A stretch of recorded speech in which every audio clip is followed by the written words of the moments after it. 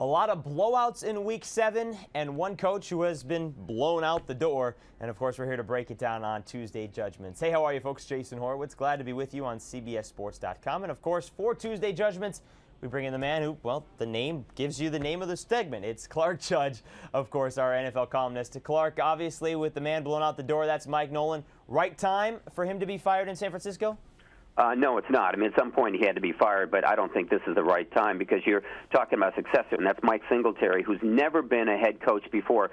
So give him as much time to prepare as possible. He doesn't have any time to prepare. You have a bye coming up after the Seattle game. Why not fire him after the Seattle game? But I think that simply the news reports got out, and there was so much talk about this, the 49ers simply had a knee-jerk reaction, and they did what they were going to do anyway, which is fire him. But I think it puts Mike Singletary in a very difficult spot. 49ers 2-5. The Cowboys also in a difficult spot, and, of course, they took all the media last week.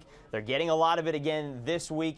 But the question here, Brad Johnson had 3 interceptions, but is the quarterback really the biggest problem in Dallas, Clark? No, it's not, Jason. It is a problem, at least it was last week. And I think you realized last week how much they rely on Tony Romo. But there are other issues here. I mean, when they got Roy Williams, I remember somebody saying to me, hey, listen, it's nice to have another receiver, but what about the offensive line? It can't protect. What about the pass rush? It's missing. And especially now, what about the secondary? I mean, Terrence Newman's down. Pac-Man Jones is out.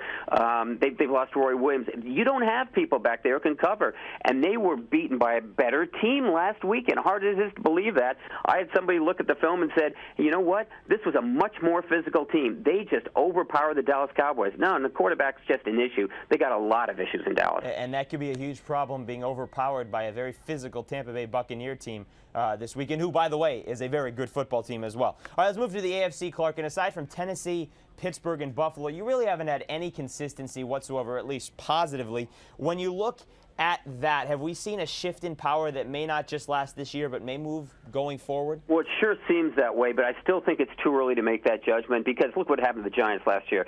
At this point last year, they were kind of dead in the water. They make a move late. The year before, same thing with Indianapolis. Year before that, same thing with Pittsburgh. So I think it's still too early, but I'll tell you what. I mean, I saw San Diego the last 2 weeks in person. They're so up and down, I don't know what to make of them. Same thing with Indianapolis.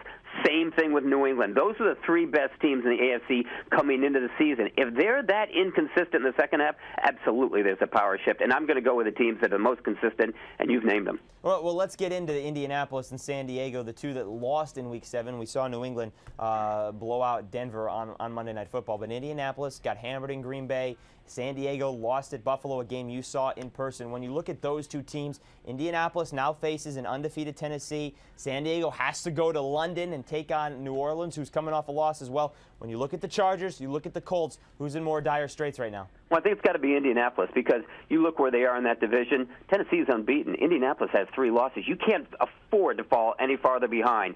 You look at where San Diego is. It's in a division where I'm telling you 9-7 or 8-8 could win that division. You saw Denver play. We all saw Denver play. They were horrible.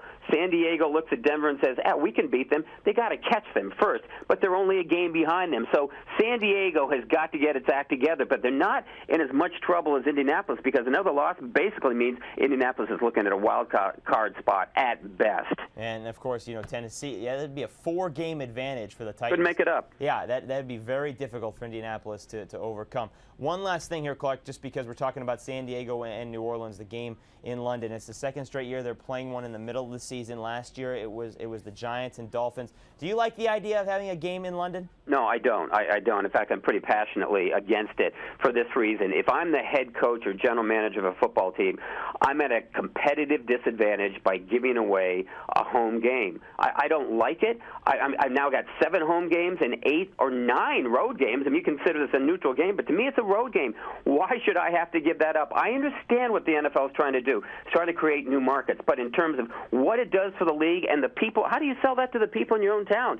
Your hometown fans are saying, you know what, we just gave you a package that includes 7 home games. You're losing 1 to London. I don't like it at all, and especially from the players' standpoint and the coach's standpoint, I do think you're at a competitive disadvantage by giving away a home game. Well, as long as they don't try to make it up to the fans with an extra home preseason game, I think it will be okay. I don't think that's going to happen. Clark Judge, thank you very much, sir. We'll talk to you real soon. I look forward to it, Jason. Thanks. All right, folks, and of course, for more from him and Pete Prisco, our other NFL columnists on CBSSports.com, be sure to read everything here on the website. For Clark Judge, I'm Jason Horowitz. Take care, folks.